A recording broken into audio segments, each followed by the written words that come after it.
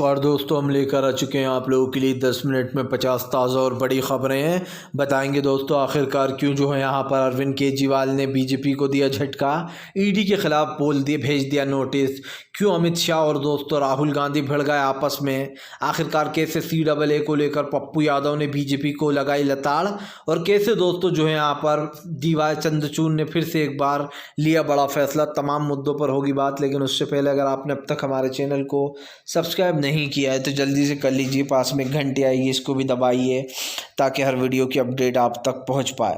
दरअसल दोस्तों आपको बताते चले भारतीय जनता पार्टी की बढ़ गई मुश्किलें। जी हाँ, आपको बताते चले दोस्तों फिलहाल एक बार फिर से CAA के ऊपर छिड़ी जंग।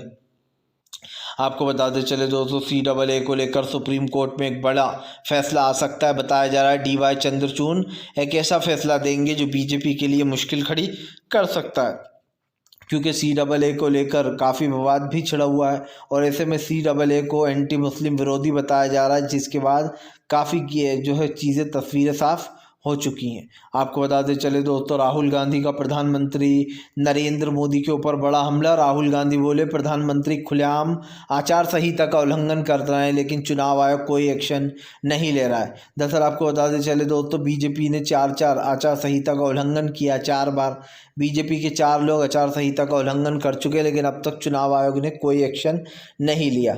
यानी कि जो चुनाव आयोग की जो बातें होती हैं वो हवाई होती हैं, ये विपक्ष ठहरा रहा है। विपक्ष का कहना है कि चुनाव आयोग तभी सवाल का जवाब नहीं दे पाया था कि आप बीजेपी पर कार्रवाई क्यों नहीं करते, विपक्ष पे तो कर लेते हो आचार संहिता की कार्रवाई। आपको बताते चले दोस्तों बदायूं कांड के ऊपर भड़क गया अखिलेश यादव। अखिलेश बोले बीजेपी फैलवा रही है नफरत। जब बीजेपी देश के असल मुद्दों पे फेल हो जाती है तो वो देश को भटकाने के लिए इस तरीके के सांप्रदायिकता चीज़ें करवाती है। अखिलेश ने आरोप लगाया कि जिन 3 बच्चों का गला रेत कर साजिद ने उन्हें मारा, ये सब कुछ बीजेपी ने करवाया है। अखिलेश ने यह भी कहा कि बीजेपी ने कई गुंडे मवालियों को खुला छोड़ दिया ताकि वो सांप्रदायिकता फैलाएं और हिंदू मुसलमान जैसा तनाव पैदा हो, जैसा कि अभी बदायूं कांड में हुआ है। अखिलेश ने इस बात को दोहराया है और कहा है कि फ़िलहाल इस चीज़ को जानबूझकर किया जा रहा है। आपको बता दें हालांकि जिसने ये सब कुछ किया था उसका एनकाउंटर हो गया है, लेकिन एक फ़रार बताया जा रहा है। आपको बता दें दोस्तों एक बार फिर से बढ़ गई हैं मुश्किलें। जी हाँ, EVM को लेकर दोस्तों लगातार सड़कों पर उतरे हुए हैं सुप्रीम कोर्ट के वकील और दोस्तों कांग्रेस के दिग्गज नेता दिग्विजय सिंह। आपको बता दें दिग्विजय सिंह ने EVM के खिलाफ शुरू से ही मोर्चा खोल रखा है। हमने देखा है दोस्तों पहले तो ज़्यादातर कांग्रेस EVM पर कोई वो नहीं लेती थी संज्ञान, लेकिन जब कांग्रेस को पता चला कि देश की जनता झूठ नहीं बोल रही है, वाकई में EVM में ही घोटाले होते हैं, तो राहुल गांधी ने भी EVM के बायकॉट की बात करना शुरू कर दिया। और दोस्तों अगर देखा जाए पूरा विपक्ष EVM के खिलाफ है, सिर्फ बीजेपी को छोड़कर, क्योंकि विपक्ष ये आरोप लगा रहा है कि बीजेपी को EVM से बहुत फ़ायदा है, उसी के बल पर वो चुनाव जीतती है। आपको बताते चले दोस्तों बीजेपी के ऊपर जमकर भड़कते हुए नजर आए मल्लिकार्जुन खड़गे बोले देश को 10 साल तक बीजेपी ने सिर्फ धोखा दिया। 2014 के बाद से मोदी जी ने वादे किए थे कि वो देश में की जनता को और ख़ास करके गरीबी से निकालेंगे, लेकिन यहाँ तो महंगाई 2 गुना बढ़ा दी गई है। यही नहीं, मल्लिकार्जुन खड़गे ने बीजेपी को घेरते हुए कहा कि फ़िलहाल जो लोग हमारे गांधी परिवार पर सवाल उठाते हैं, गांधी पर सवाल उठाते हैं, वो लोगों ने देश के लिए कुछ नहीं किया। RSS और बीजेपी देश की लड़ाई से गायब थी। उन्होंने कहा 10 साल में जनता को खूब लूट लिया बीजेपी ने, चुनावी बॉन्ड जैसे मुद्दे खुलकर आ गए सामने और अब बीजेपी फंस चुकी है। आपको बताते चले दोस्तों फिलहाल एक बार फिर से जो यहाँ पर असदुद्दीन हुए एक्टिव, ओवैसी जमकर भड़के। ओवैसी का कहना है कि फ़िलहाल बीजेपी ने जो नफरत फैलाई है पूरे देश में वो उभर कर निकल कर सामने आ रही है। दरअसल आपको बताते चले दोस्तों बदायूं में कांड होगा जिसको लेकर ये लोग काफ़ी दुखी चल रहा है, लेकिन हम आपको बताते चले दोस्तों फिलहाल बदायूं कांड के ऊपर अब बीजेपी घिर गई है और इसी को लेकर ओवैसी ने कहा कि जो बीजेपी नफरत फैला रही है वो देश में असर करती चली जा रही है। और जाहिर सी बात है, हालांकि ये नहीं पता कि उसने अभी तक ऐसा क्यों किया, बताया जा रहा है कि ऐसे ही कर दिया, लेकिन मुझे एक चीज़ खटक रही है कि कोई ऐसे ही कैसे किसी को मार सकता है। मतलब 3 बच्चों को मारा है दोस्तों, तो किसी उसके माँ बाप से कोई तो दुश्मनी होगी उसकी जिसका एनकाउंटर कर दिया गया, वरना ऐसे ही कुछ समझ नहीं आ रहा कि ऐसे ही कैसे मार दिया उसने 3 बच्चों को।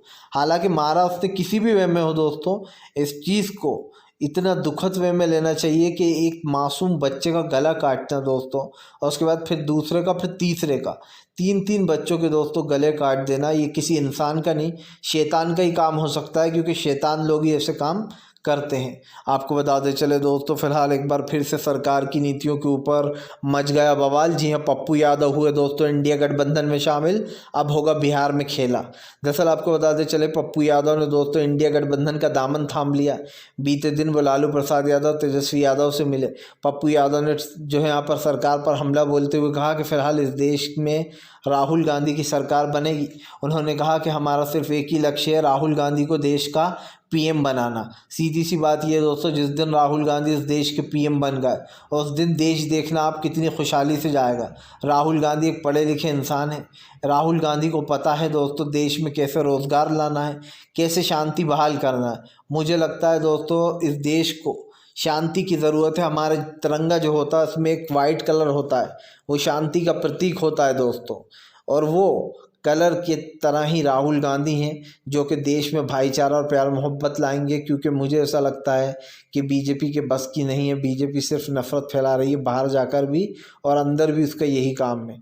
आपको बताते चले दोस्तों, फिलहाल भारतीय जनता पार्टी के ऊपर भड़क गए जो है यहाँ पर दोस्तों संजय रावत ने बीजेपी को जमकर घेरा। दरअसल आपको बताते चले, संजय रावत का कहना है कि फ़िलहाल वो तमाम चीज़ों पर अड़े हुए हैं और उन्होंने कहा कि मैं किसी की बात सुनने वाला नहीं हूँ। लेकिन सरकार जो है दोस्तों, सरकार की बातें तो सुननी होंगी। ऐसे में सरकार को अब समझ में आ जाना चाहिए कि उनकी जो नीतियाँ हैं दोस्तों पूरी तरीके से फेल हो चुकी हैं।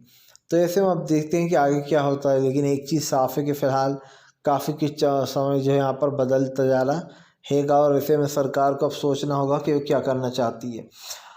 आपको बताते चले दोस्तों, फिलहाल इंडिया गठबंधन की महारैली होगी बहुत जल्दी अब एक और। जी हाँ, दरअसल आपको बताते चलें, एक बार फिर से इंडिया गठबंधन के तमाम लोग एक साथ आपको एक बड़ी रैली में दिखाई देंगे। इंडिया गठबंधन दोस्तों देश का सबसे बड़ा गठबंधन माना जा रहा है।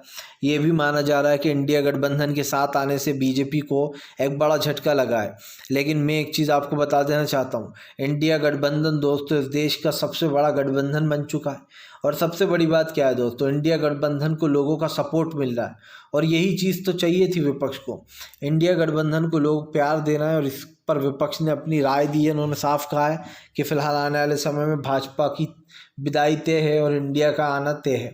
आपको बताते चले दोस्तों, फिलहाल भारतीय जनता पार्टी को लगा एक और बड़ा झटका। पशुपति पारस ने कर दिया चिराग पासवान के साथ खेल। दरअसल दोस्तों बीजेपी ने पशुपति पारस को दूध में से मक्खी की तरह निकाल फेंका। इसी को लेकर पशुपति पारस भड़क गए। पशुपति पारस का कहना है कि फ़िलहाल वो हाजीपुर सीट से ही लड़ेंगे। भले ही चिराग पासवान को टिकट दे दिया हो बीजेपी ने, लेकिन वो हाजीपुर सीट से लड़ेंगे। आपको बताते चलें, यही नहीं, उन्होंने ये भी कहा है कि फ़िलहाल ये जो तमाम चीज़ें चल रही हैं जिसको लेकर ये सारा मामला हुआ है, उसी को लेकर जो यहाँ पर घमासान भी मचा हुआ है।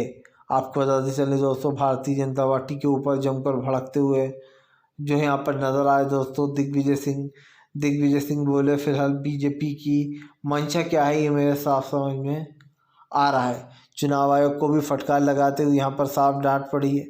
और आपको बताते चलें कि फ़िलहाल इस तरीके की